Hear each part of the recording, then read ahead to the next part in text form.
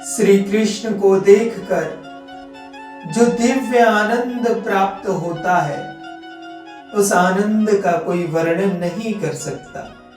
क्योंकि जो आंखें देखती है उनके तो कोई जीभ नहीं जो वर्णन कर सके, और जो जीभ वर्णन कर सकती है उसके आंखें नहीं। बिना देखे वो बेचारी जीभ उसका क्या वर्णन कर सकती है। गोपियों ने कहा, जब मुकुंद अपने होठों पर रखी बांसुरी के छेदों को अपनी सुकुमार उंगलियों से बंद करके उसे बजाते हैं, तो वो अपने बाएं गाल को अपनी बाएं बाह पर रखकर अपनी भौं को नचाने लगते हैं।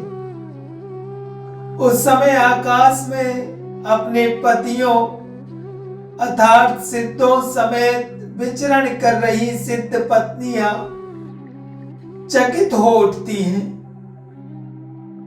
जब ये स्त्रियां बंसी की ध्वनि सुनती हैं तो उनके मन काम वासना से चलायमान हो उठते हैं, और अपनी पीड़ा में उन्हें इसकी भी सुधि नहीं रह जाती कि उनके कमरबंद शिथिल हुए जा रहे हैं।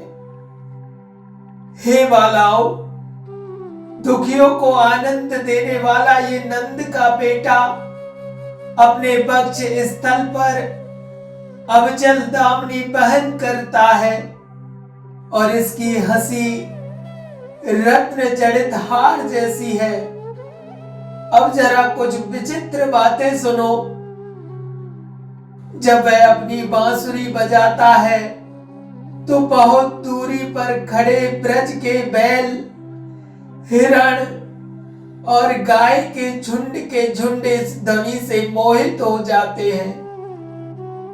वो सब जुगाली करना बंद कर देते हैं और अपने कानों को खड़ा कर लेते हैं, चौकन्ने हो जाते हैं। वो स्तंभित होकर ऐसे लगते हैं मानो सो गए हों, या चित्रों में बनी आकृतियां हो। हे प्रिय गोपी, कभी कभी कृष्ण अपने को पत्नियों, मोर पंखों तथा रंगीन खजनों से सजाकर पहलवान का वेश बनाते हैं। तत्पश्चात वो बलराम और ग्वाल वालों के साथ बैठकर गायों को बुलाने के लिए अपनी बांसुरी बजाते हैं। उस समय नदियां बहना बंद कर देती हैं। उनका जल उस आनंद से स्तब्ध हो उठता है जिसे वे उस वायु की उत्कर्षता पूर्वक प्रतीक्षा करते हुए अनुभव करती है, जो उनके लिए भगवान के चरण कमलों की धूल लाएगा। किंतु हमारी तरह नदियां भी अधिक पवित्र नहीं हैं, अतः वह प्रेम बस कांपते हुए बाहों से उनकी प्रतीक्षा करती रहती है, प्रतीक्षा करती रहती है। कृष्ण अपने सखाओं के साथ जंगल में घूमते फिरते हैं। ये सखा उनके शानदार कार्यों का जोर शोर से यशगान करते हैं। इस तरह वे पूर्ण पुरुषोत्तम परमेश्वर की तरह अपने अक्षय ऐश्वर्य का प्रदर्शन करके प्रतीत होते हैं।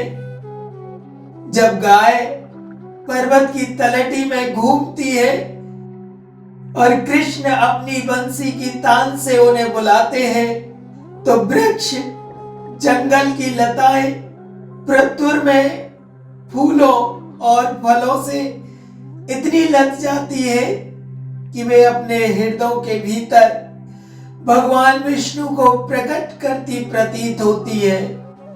जब भार से उनकी शाखाएं नीचे झुक जाती है तो उनके तनों के तंतु तथा लताएं भगवत प्रेम से रोम जैसी उठ खड़ी होती है, और वृक्ष और लताएं दोनों ही मधुर रस की वर्षा करने लगती हैं।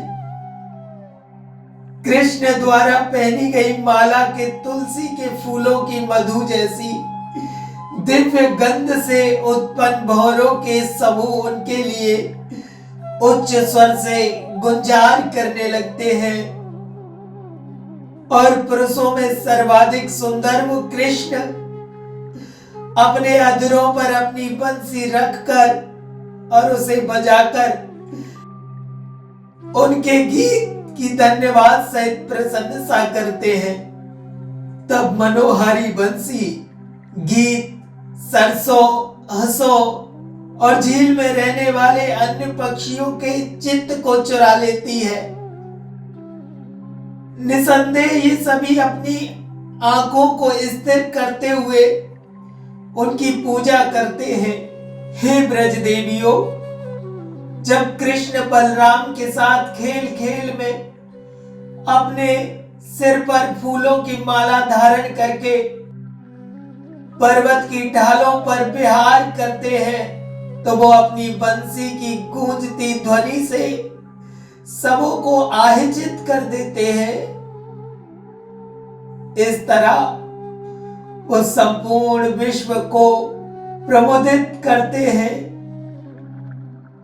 उस समय महान पुरुष के अप्रसन्न होने के भय से भयभीत होकर निकटवर्ती बादल उनके साथ होकर मंद मंद गर्जना करते हैं। ये बादल अपने प्रिय मित्र कृष्ण पर फूलों की वर्षा करते हैं और धूप से बचाने के लिए छाते की तरह छाया प्रदान करते हैं। हे सती यशोदा माता, गायों को चराने की कला में निपुण आपके लाडले ने बंसी बजाने की कई शैलियां खोज निकाली है। जब वह अपने बिंब सदृश लाल होठों पर अपनी बंसी रखता है और विविध तानों में स्वर निकालता है तो इस ध्वनि को सुनकर ब्रह्मा, शिव, इंद्र तथा अन्य प्रधान देवता मोहित हो जाते हैं। यदि वो महान विद्वान अधिकारी है तो भी वो संगीत का सार निश्चित नहीं कर पाते, इसलिए वे अपना सिर और मन से नतमस्तक हो आते हैं। जब कृष्ण अपने कमल दल जैसे पांव से ब्रज में घूमते हैं तो भूमि पर पताका, वज्र, कमल तथा अंकुश जैसे प्रतीकों के स्पष्ट चिन्ह बनते जाते हैं और वे पृथ्वी को गायों के खुरों से अनुभव होने वाली पीड़ा से प्रशमित करते हैं।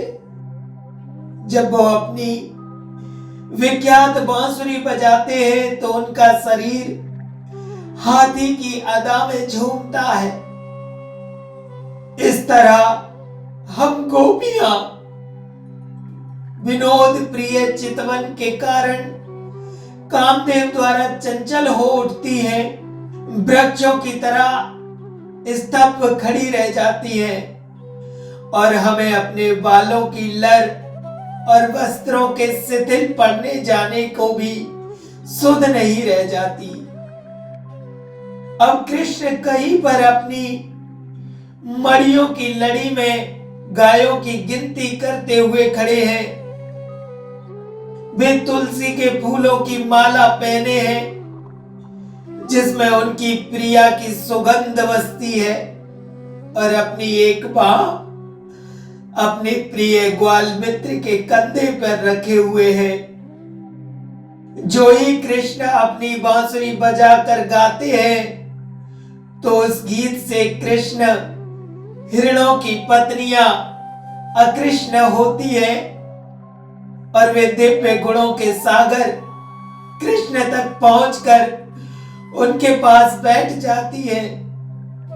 वो भी हम गोपियों की तरह पारिवारिक जीवन के सुख की सारी आशाएं त्याग चुकी हैं। हे निष्पाप यशोदा, तुम्हारे लाडले नंद नंदन ने चमेली की माला से अपना विचित्र वेश सजा लिया है और इस समय वह यमुना के तट पर गायों और ग्वाल वालों के साथ अपने प्रिय संगियों का मनोरंजन कराते हुए खेल रहे हैं। मंद वायु अपनी सुखद चंदन सुगंध से उनका आदर कर रही है और विविध उपदेवता चारों ओर बंदी जनों के समान खड़े होकर अपना संगीत गायन और श्रद्धा के उपहार भेंट कर रहे हैं। ब्रज की गायों के प्रति अत्यधिक स्नेह के कारण कृष्ण गोवर्धनधारी बने। दिन ढलने पर अपनी सारी गायों को समेटकर वो अपनी बांसुरी पर गीत की धुन बजाते हैं और उनके मार्ग के किनारे खड़े उच्च देवतागण उनके चरण कमलों की पूजा करते हैं। उनके साथ चल रहे ग्वालवाल उनके यश का गान करते हैं। उनकी माला गायों के खुरों से उड़ी धूल से घूसरित है और थकान के कारण बढ़ी हुई उनकी सुंदरता हर एक के नेत्रों के लिए आह्लाद युक्त उत्सव प्रस्तुत करने वाली है। अपने मित्रों की इच्छाएं पूरी करने के लिए उत्सुक कृष्ण माता यशोदा की कोख से उदित चंद्रमा हैं। जब कृष्ण अपने शुभ चिंतक सखाओं को आदर पूर्वक शुभकामनाएं देते हैं तो उनकी आंखें थोड़ी सी इस तरह घूमती हैं जैसे नशे में हो।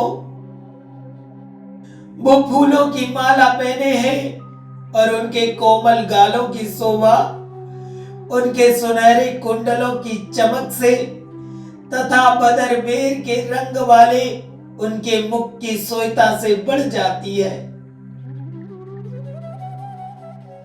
रात्रि के स्वामी चंद्रमा के सदृश अपने प्रश्न मुख वाले यदुपति राजसी हाथी की अदा से चल रहे हैं। इस तरह वो ब्रज की गायों को दिन भर की गर्मी से छुटकारा दिलाते हुए संध्या समय पर लौटते हैं।